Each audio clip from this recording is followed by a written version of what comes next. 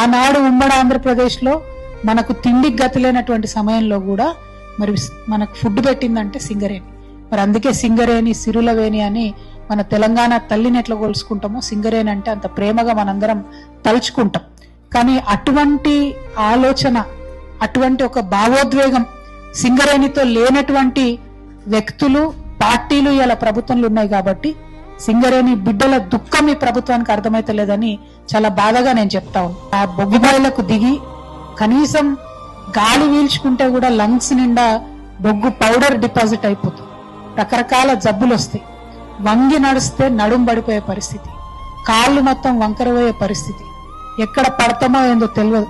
చాలా మందికి నిజంగా అర్థం కాదు. కానీ ఖాళీ కడుపుతోని పోయి ఆ కాలేటటువంటి కడుపుతోని బొగ్గు తవ్వి బయటకు తీసుకొస్తాడు సింగరేణి గని కార్మికులు.